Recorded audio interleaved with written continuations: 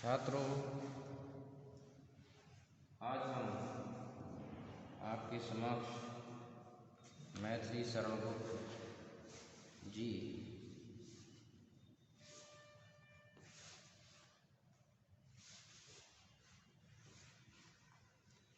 के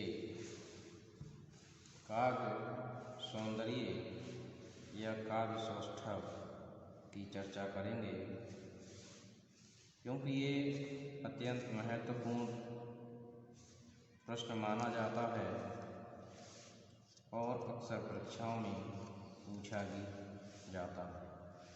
तो काव्य सौष्ठव जो होता है उसके लिए दो भागों में वर्गीकृत किया जाता है।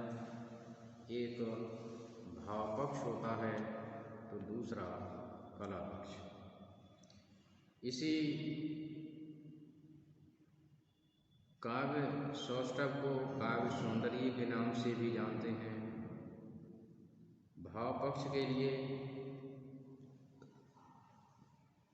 कथ्य शब्द का भी प्रयोग किया जाता है, तो कला पक्ष के लिए शिल्प पक्ष का भी प्रयोग किया जाता है।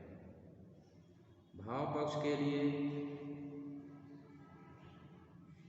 विषय और कला पक्ष के लिए अभिव्यक्ति पक्ष भी कहा जाता है। तो इस प्रकार से भाव पक्ष और कला पक्ष को विभिन्न नामों से भी जाना जाता है। भाव पक्ष का से उसमें कौन कौन सी विशेष विषयों का समावेश किया गया है, इनकी जानकारी हमें देनी होती है। और कला पक्ष उनकी अभिव्यक्ति शैली क्या है, किस प्रकार उन्होंने अपने काव्य को सजाया है, ये जानकारी कला पक्ष में देनी होती है। तो भाव पक्ष में प्रमुख बिंदु हैं जैसे रस योजना। काव्य शास्त्रियों ने 9 रस बताए हैं और मैथिली शरणगुप्त जी ने अपने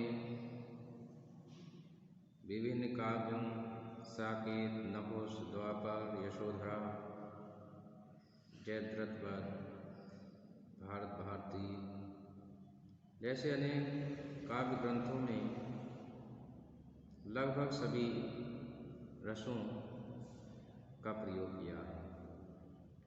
यद्यपि सभी रसों का प्रयोग किया है आपने, फिर भी आपने श्रृंगार रस के लिए प्रमुखता प्रदान की है। आपने श्रृंगार के दोनों पक्षों संयोग और वियोग की मार्मिक अभिव्यक्ति की है।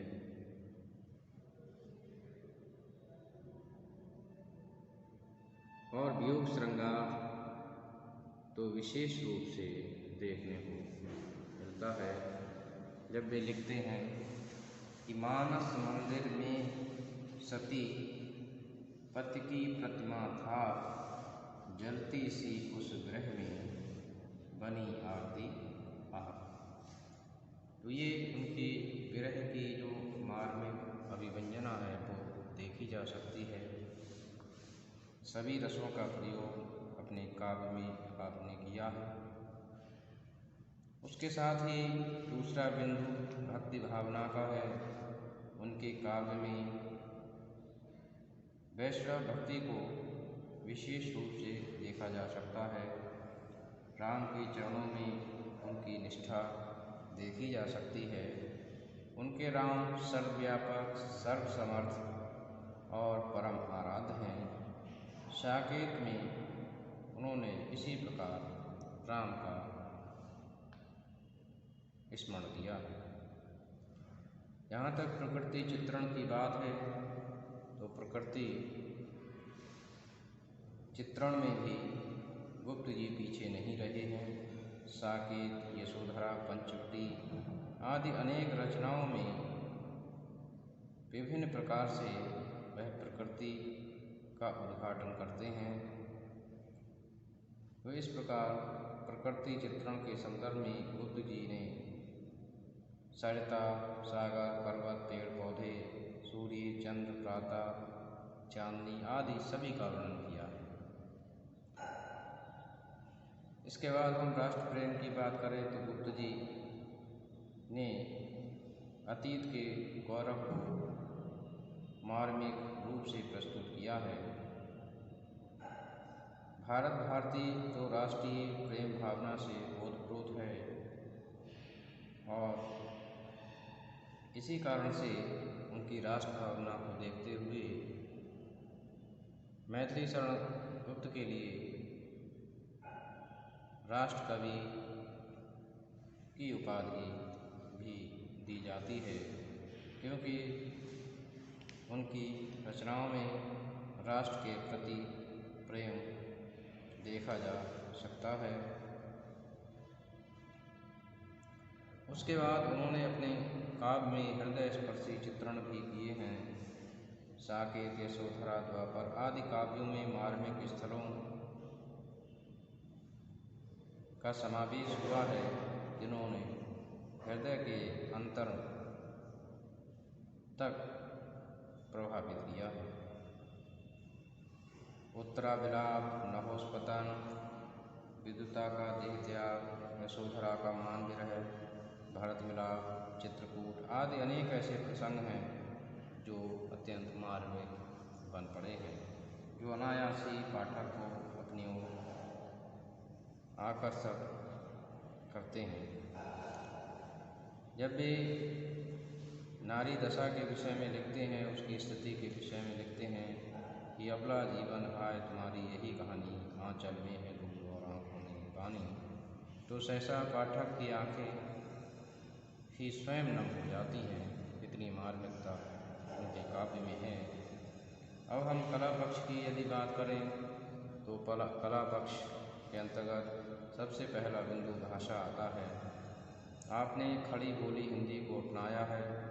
आपकी भाषा सरल, स्वाभाविक और बोधगम्यता से युक्त है। आपने तत्सम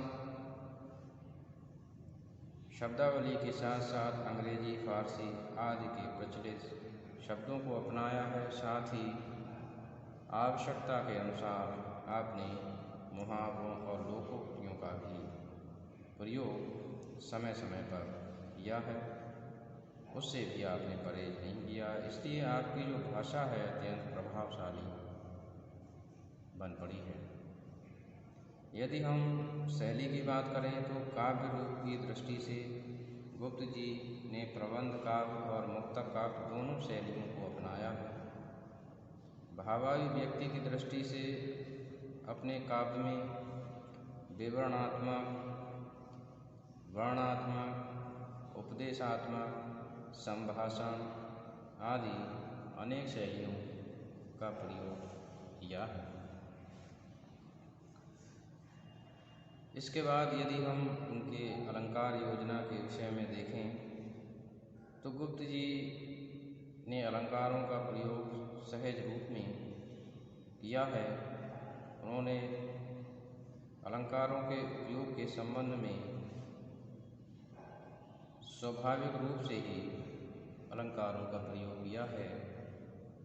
उनकी काव्य को देखकर ऐसा प्रतीत होता है कि उन्होंने स्वाभाविक रूप में अलंकारों का अपनाया है, न कि उन्होंने जानबूझकर उनमें ठूंसा है।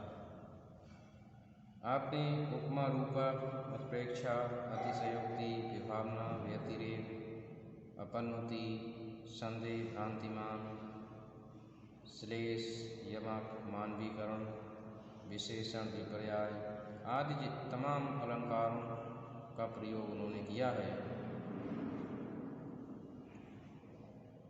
विशेषोक्ति अलंकार का एक उदाहरण देखिए कि दो दो नैन बरसते फिर भी मैं प्यासी थी प्यासी।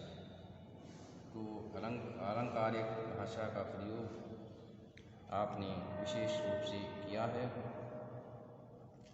यदि हम छंद योजना की बात करें तो तो हम देखते हैं कि गुप्त जी का संपूर्ण काव्य गेय है, जिसके लिए सानुप्रासिक शब्दावली और अंत्यानुप्रास छंदों का प्रयोग आपने विशेष रूप से किया है।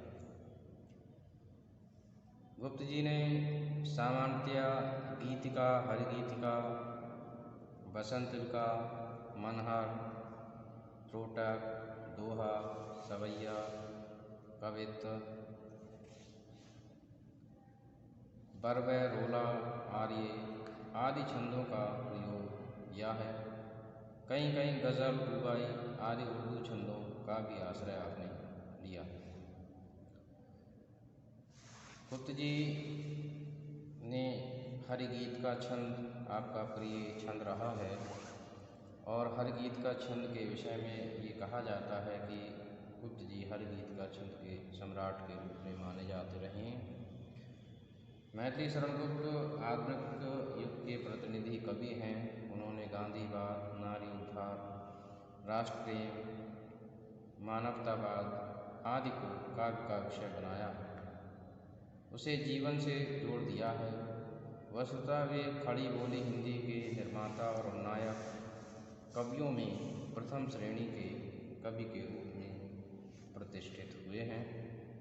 आपके विषय में आचार्य नंद दुलारे वाजपेयी जी ने कहा है कि मैथिली शरण गुप्त जी इस युग के पहले कवि हैं जिन्होंने कविता की ज्योति समय, समाज और आत्मा के भीतर रखी है। तो इस प्रकार से हमने आज मैथिली शरण गुप्त के काव्य सौष्ठव के लिए जाना और मैं समझता हूँ छात्रों कि आपने अवश्य इन सब बातों को समझा होगा। धन्यवाद।